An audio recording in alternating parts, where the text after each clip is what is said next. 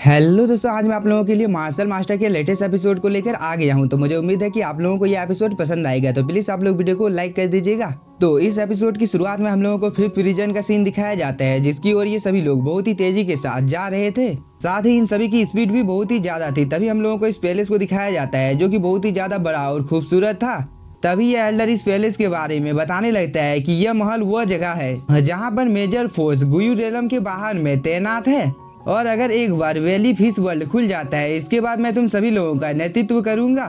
यह बोलने के बाद ये एल्डर अपनी स्पीड को और भी ज्यादा बढ़ा देता है। इसके बाद ये सभी लोग इस जगह पर उतर जाते हैं, और यहाँ की खूबसूरती को देखकर ये दोनों लड़के बहुत ही ज्यादा शौक हो जाते हैं, क्योंकि ये जगह सच में बहुत ही ज्यादा खूबसूरत है। तभी यह एल्डर इन सभी लोगों को लेकर आगे की ओर जाने लगता है, और जैसे ही ये लोग कुछ दूर तक चलकर आते हैं, तभी इन लोगों की मुलाकात एक एल्डर के साथ हो जाती है, जो कि चैंगसाओ के साथ जो एल्डर था उसका दोस्त था। और ये दोनों फाइनली इतने दिनों के बाद मिलकर बहुत ही ज्यादा खुश हो जाते हैं। इसके बाद ये दोनों एल्डर एक दूसरे के गले मिलते हैं। तभी इस मोटे एल्डर की नजर चैंगसाओ और इसके साथियों के ऊपर पड़ जाती है, जिसे देखने के बाद ये मोटा एल्डर बोलता है, ये तीनों लड़के वही लड़के हैं ना जिन्होंने कंपटीशन को पास किया है।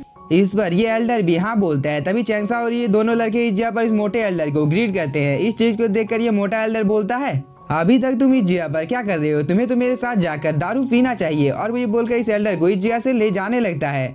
इस पर ये पहले वाला एल्डर इस मोटे एल्डर को मना कर देता है, क्योंकि उसे यहाँ पर जिस काम को सौंपा गया था उसे सबसे पहले उस काम को करना था, क्योंकि जब तक वह चैंगसाओ और इसके साथियों को फिश वर्ल्ड के अंदर नहीं ले जाता है, तब तक वो इस जगह पर कुछ भी नहीं कर सकता है। इस बात को सुनकर ये मोटा एल्डर इन लोगों की ओर देखने लगता है, और वो बोलता है, क्या इन तीनों लड़कों ने अभी तक इस जगह पर कोई भी रास्ता नहीं ढूंढा है? इस बात को सुनकर ये सभी लोग बहुत ही ज्यादा शौक हो जाते हैं और एक दूसरे की ओर देखने लगते हैं। लेकिन तभी यह एल्डर बोलता है, यहाँ पर ये तीनों एक दूसरे को नहीं पहचानते हैं। साथ ही एल्डर आयोंग ने मुझे आदेश दिया है कि मैं इन लोगों की मदद करूं, ताकि इन लोगों को क्विंगयांग सिंगयांग को पहचानने में मदद मिल सके।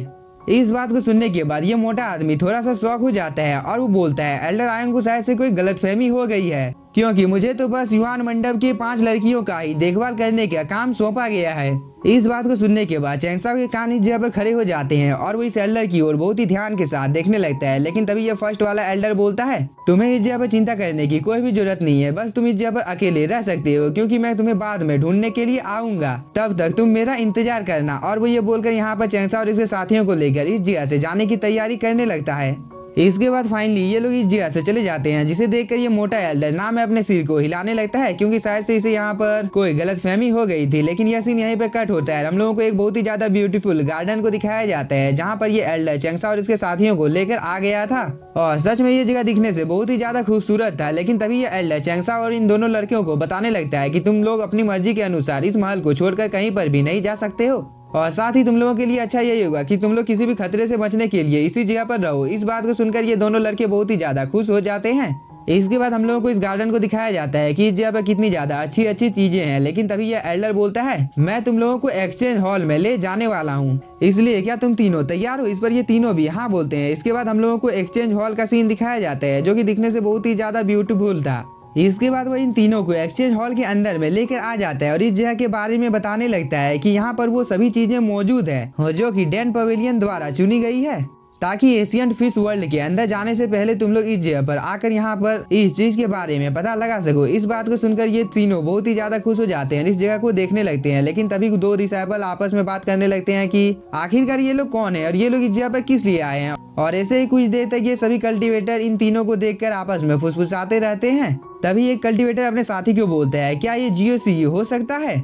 इस बात को सुनकर ये व्हाइट हेयर वाला लड़का इस जगह पर बहुत ही ज्यादा परेशान हो जाता है, क्योंकि यहाँ पर जितने भी कल्टीवेटर थे वो सभी इन लोगों के बारे में बहुत ही ज्यादा बुरी बुरी बातें बोल रहे थे, कि ये लोग एकदम दिखने से ही देहाती लग रहे हैं, और मुझे नहीं पता है कि मुख्यालय इस चीज के बारे में क्या सोचता है।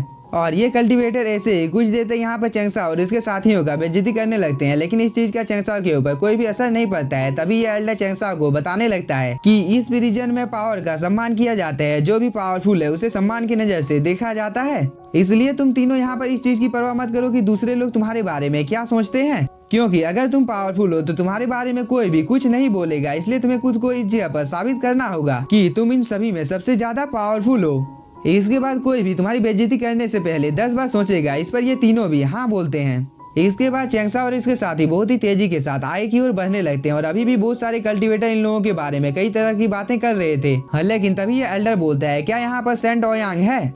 इस बार एक लेडी बोलती है, क्या तुम इस जगह पर मुझे ढूंढ रहे हो, और वो ये बोलकर यहाँ पर अपनी पावर को एक्टिवेट कर लेती है।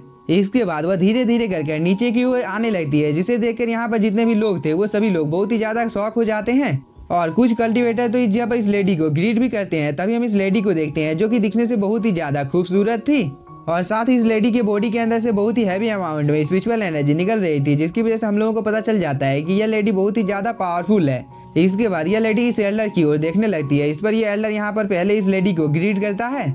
इसके बाद वो बोलता है, मास्टर आयोंग को होली लेडी को इस जगह पर कुछ बोलना है, क्या मैं बोल सकता हूँ, और क्या आप मेरे पास आ सकते हैं। इस पर ये लेडी बोलती है, अगर आपको कुछ बोलना है तो आप बेझिझक इस जगह पर बोल सकते हैं। इस बात को सुनने के बाद ये एल्डर अपने आसपास के लोगों की ओर देखने लगता है। तभी होली लेडी बोलती है, क्या तुम इस जगह पर अपनी बात को नहीं बोल सकते हो। इस पर ये एल्डर बोलता है, नहीं नहीं, आपको शायद से कोई इस जगह पर गलतफहमी हो गई है, क्योंकि मैं तो आपको इस चीज के बारे में बताना चाहता हूँ। आप यहाँ पर इन तीनों कल्टीवेटर को देख सकते हैं जो कि जियासी और डेंडाओ के एल्केमी कंपटीशन के विनर हैं, और इनमें से फर्स्ट प्लेस को चेंगसाओ नाम के इस लड़के ने जीता था। और एल्डर आयोंग ने मुझे इस चीज के बारे में आपको बताने के लिए बोला था, और अब मुझे उम्मीद है कि आप इन लोगों की यहाँ पर जरूर ही मदद करेंगे, ताकि इस महल के वातावरण को ये सभी लोग अच्छी तरह से समझ सकें, क्योंकि गुयू वर्ल्ड में एक साथी का होना बहुत ही ज्यादा अच्छा माना जाता है। इस बात को सुनने के बाद यह होली लेडी यहाँ पर चेंगसा की ओर देखने लगती है, लेकिन तभी इस जगह पर जितने भी कल्टीवेटर थे उन सभी लोगों को बहुत ही ज्यादा गुस्सा आ जाता है, और ये सभी आपस में बात करने लगते हैं कि यहाँ पर इतने ज्यादा पावरफुल सैंड को एक नॉर्मल कल्टीवेटर का नेतृत्व करने के लिए बोला जा रहा है, जिसे प्रिजन में भेज दिया गया था। और यहाँ पर होली लेडी के साथ बहुत ही ज्यादा अन्याय हो रहा है, क्योंकि यहाँ पर यह लड़का होली लेडी के लिए बिल्कुल भी योग्य नहीं है। इन सब बातों को यहाँ पर ये एल्डर भी सुन रहा था, जिसकी वजह से वो बहुत ही ज्यादा परेशान हो जाता है। लेकिन तभी उसे याद आता है कि एल्डर आयोंग ने तो उसे यहाँ पर एक बैच दिया था, इसलिए वो इस बैच को यहाँ पर बाहर निकाल लेता है, और वो बोलता है, मास्टर ने मुझे इस चीज को दिया था ताकि अगर इस जगह पर ऐसा सिचुएशन क्रिएट हो जाता है तो मैं इस चीज को आपको दे सकूं, और अगर हम लोगों से यहाँ पर कोई गलती हो गई है तो इस चीज के लिए मैं माफी चाहता हूँ। इसके बाद वो चेंगसा और इन दोनों को लेकर यहाँ से जाने लगता है।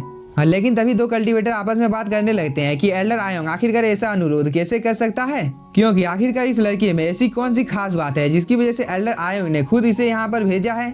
और ऐसे ही कुछ देर तक ये सभी लोग आपस में बात करने लगते हैं। लेकिन तभी हम यहाँ पर होली लेडी को देखते हैं जो कि यहाँ पर एल्डर आयोंग के खत को पढ़ने लगती है, जिसकी वजह से उसे पता चलता है कि चेंगसाओ तो एक बहुत ही ज्यादा टैलेंटेड बेटी है, क्योंकि इसके बारे में खुद एल्डर आयोंग ने यहाँ पर बहुत ही ज्यादा तारीफ किया है।